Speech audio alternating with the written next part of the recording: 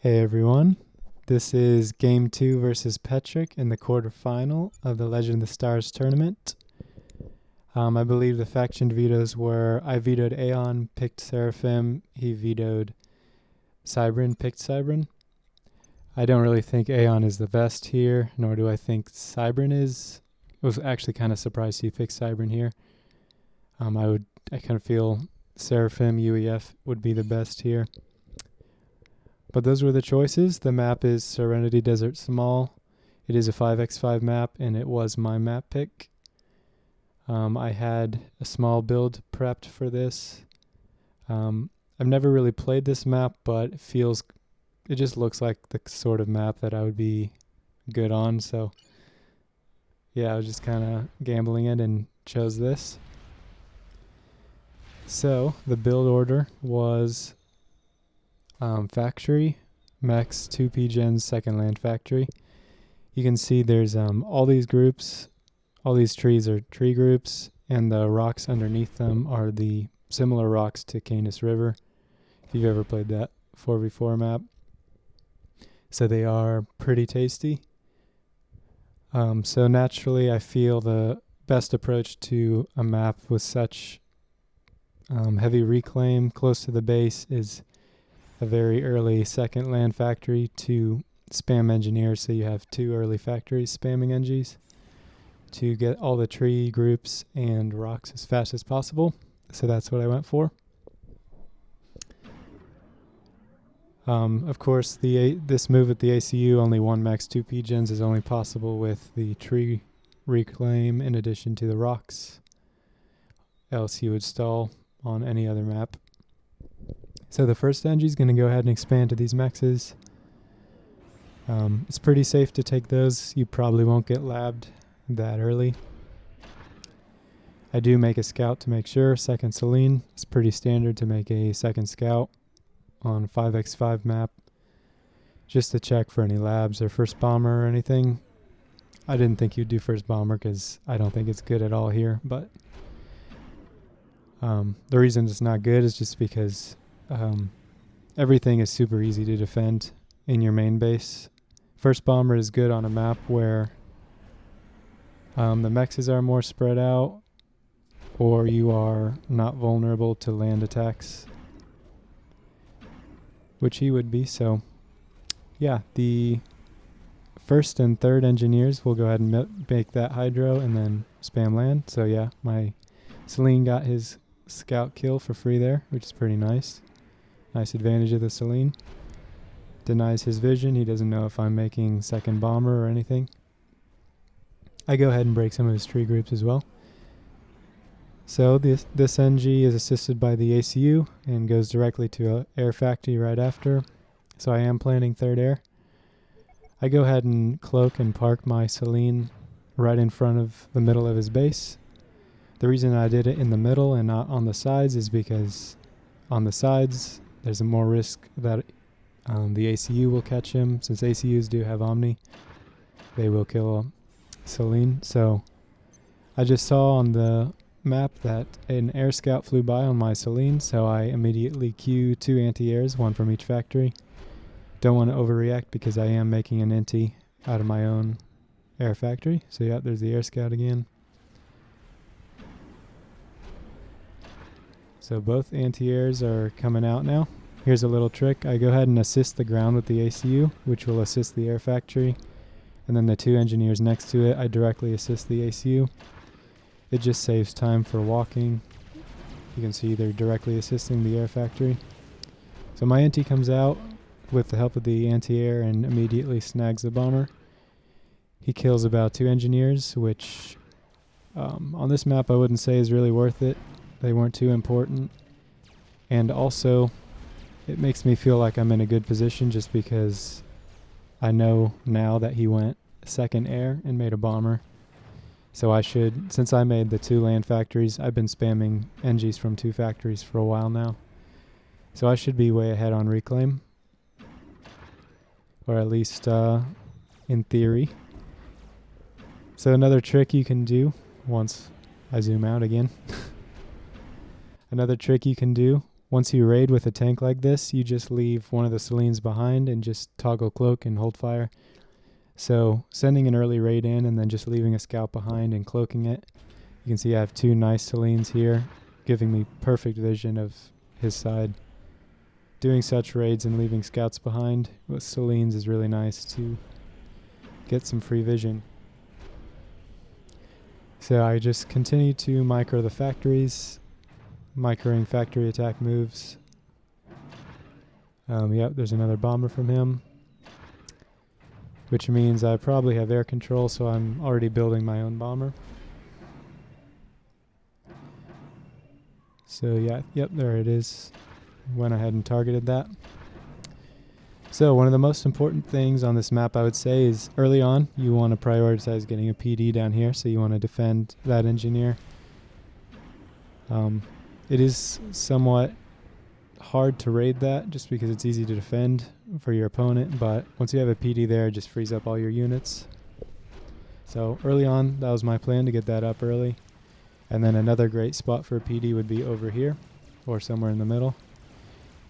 So that's kind of the plan, just to take good trades, spam early factories and get some critical PDs up and just snowball the lead. So here, good trade here. It is on his side, so he'll get the mass, but then I get another good trade here. Yeah, this NG dies, that's pretty unfortunate, and the point defense was almost done. So that sucks. I went ahead and sent ACU directly through mid, and then I'm going to raid this Mex. He just went straight through to kill this Mex. I don't really know which is better. I do have a slight preference for going through mid first, just because you can take this Mex, which is pretty nice. Yeah, as you can see, I had to pause the air factory, which is pretty bad, because I forgot to assist my PGen spam, so I've been stalling energy. Obviously, when you do stall energy, you want to try and fix it as soon as possible, so pausing your air factory is the quickest way to do that, because it's the factory that consumes the most energy. So I just see his ACU is a little lonely, so I'm going to go give him a scare, but I don't actually commit to it. There's no point in committing to a shift G at this point, just because I feel like I'm in a good position, or at least if not a good position, it's equal, so no point in taking a risk yet. I am taking these mechs, which is pretty nice, but it doesn't mean much unless I can get a point defense to secure it. Yeah, got a great PD here. That frees up all my units, so I don't really need to send any more units down here. I can prioritize the north side. And about 75% of my production is being sent to the north side, because that's where all the contested mexes are. These are pretty easy to defend because of these choke points.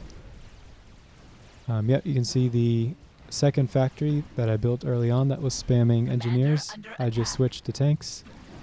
As the reclaim runs out on the map, you don't want to have too many engineers left over, so at some point you want to transition out of engineer spam, because you can see the reclaim on my side of the map is running out. He engages air here, which he should win, which somehow he's not winning. I was pretty surprised about that in the game. I think a couple of his NTs were just low HP, so yeah. He lost that, which he shouldn't have, because I had to pause air. So you can see I raided through here and I left a Selene behind yet again and cloaked it. So I have 3 great Selenes on the map now. This NG got killed building that PD, so I really want to prioritize getting that PD up at this point. Just to solidify my map control lead. He doesn't have a point defense up here yet, so he's susceptible to raids. I'm floating quite a lot of mass, so I'm having random engineers on the map build factories. Like, here's one, here's a couple. ACU's building one, this one. Obviously that's not great, but if you float mass, you just need to spend it as soon as possible. So I'm just building factories ASAP. I do feel like I have more units on the map, so I'm going to go ahead and send ACU to the mid. The reason I send him to mid is just because it's very hard to push through this choke point. It's easy for him to defend. In the mid, there's a lot more space for micro and such, so these two chokes, very hard to push through. This is where the main fighting happens, and also in mid.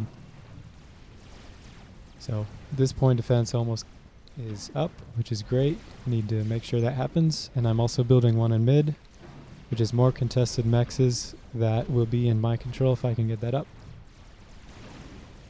So I got that PD up, which is great. I'm feeling like I'm dominating at this point, so you can see this point defense frees up a lot of my units here. I don't have to send as many here because this secures my map control. So I do have the luxury of sending a lot more of my army into mid. And I am mixing in more Zooies at this point, as you just saw, just to defend my PDs, because the only way for him to kill them, obviously, is with Artie. So I'll just park some Arties behind the PDs and defend my PD with Arties. And also just because it's getting to a critical mass of units where such a small map with so many choke points that artillery wrecks big groups of units. So just a good time to mix it in. Commander under attack. Yeah, I'm raiding the south side. I'm holding the north side, and I have complete mid control with this point defense. So I see his ACU is lonely again, so I'm just going to shift G it, take some HP off. I scout, and actually there's nothing around here, so I can just kill him. If you had more units in the area, I obviously wouldn't go for this, just because I'm winning the game so hard. You can see I have the whole map here. There would be no reason to risk it, but since he doesn't have really anything left, there's no reason not to kill him, so I just go for it. Yeah, even if this fails, it's completely won. Breaking through here, breaking through here. I have the whole map secured with point defenses. So yeah, another fairly quick game on a 5x5. I would say 3 reasons for my win would be early on he made a second air factory and made a bomber. Conversely, I made 2 early land factories and spammed engineers and sucked all the reclaim early on, so I had a reclaim lead, more NGs early on, which I poured into early land factories. So I would assume I had a early land factory lead, which in turn gives me a unit advantage lead, and when you have more units, it's easier to take better trades. So I was able to hold this side of the map, get point defenses up here, here, and here. And one other way you could play it, you don't have to do this point defense thing. You could transition into Tech 2, which is also pretty solid. On maybe a bigger map, I would do that for sure. But my plan was just to spam T1 land only and win the game that way. So yeah, once I got the point defenses up, it was pretty much GG. And obviously, if I'm able to get PDs up in these spots anyways, I'm probably winning. So got better trades, had more units just because of the early builds and more reclaims. So under attack. Yeah, that's how 5x5s go. Even this kind of plays more like a 10x10, and I like that. So all right, let's take a look at the score. Yeah, I was way ahead here. All right, I think that's all I really wanted to say for this one. Let's move on to the next one. Thanks for watching.